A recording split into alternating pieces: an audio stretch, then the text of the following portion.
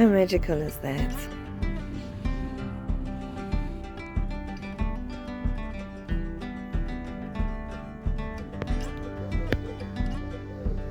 Starting a container garden can feel like magic.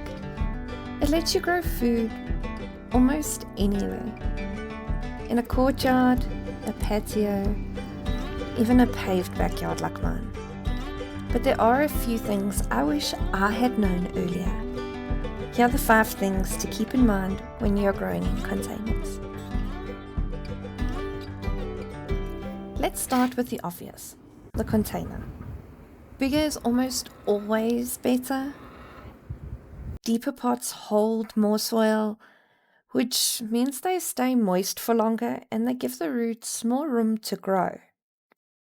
The first step is to make sure that your pot that you do choose to use, irrespective of what it's made from, has good drainage. And that generally comes in the form of holes at the bottom. And these are a necessity. It's also good to keep in mind what your pots are made from, whether they be terracotta or metal. These ones rusted pretty badly and they're not exactly the best choice as far as containers go, but be mindful of what you're growing in, how it deteriorates, and how it best suits you.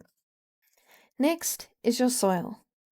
Container plants can't dig into the ground, so whatever nutrients you give them in that pot is what they have access to, and that's worth keeping in mind.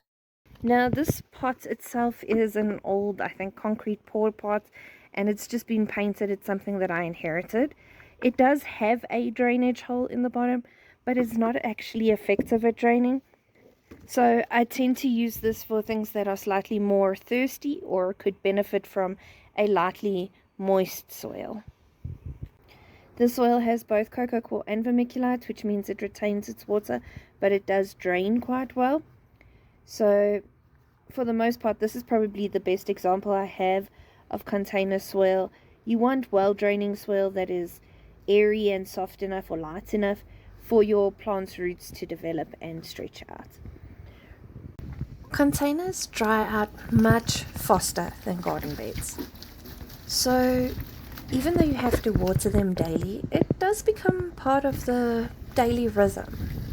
I like to water early in the morning so that the plants can drink before the heat sets in.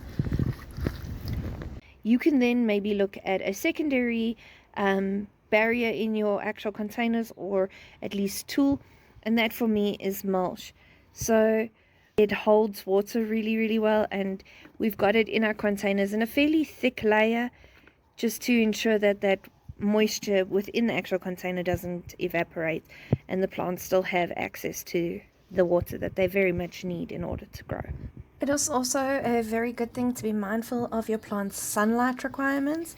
Things like lettuce and green leafy veg, they don't really mind the shade all that much, but some of your other fruiting plants like tomatoes and chilies, they tend to need a little bit more sunlight, at least 6 to 8 hours a day.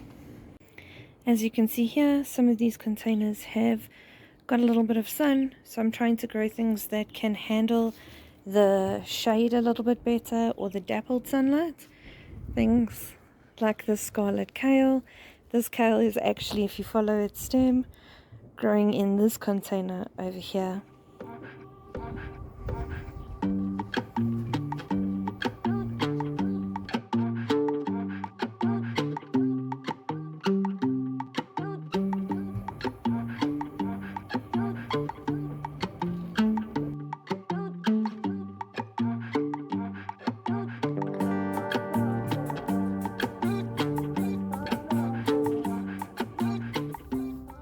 And finally, food.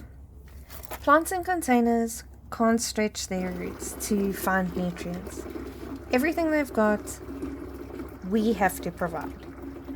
I like to use a slow release fertilizer when I pot things up, and then supplement it with homemade feeds like this eggshell fertilizer, as well as some homemade worm tea. 5-liter watering can, 2 tablespoons of our egg fertilizer, a liter of worm tea,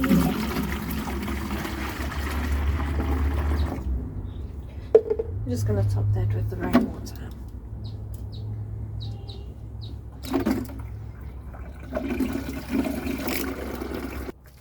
Remember just to watch your containers, check your plants. If they are looking a little tired and pale, they are probably hungry. Remember, the pots do drain through the base, so a lot of the nutrients is lost through the watering process, which is why some gardeners actually have trays underneath their pots to mitigate this slightly. Hey guys, so thanks for hanging out with me today as I discussed 5 things to consider when you're growing in containers. I really did enjoy myself. I hope you enjoyed yourself too. And don't forget to like and subscribe and follow us on our journey into homesteading.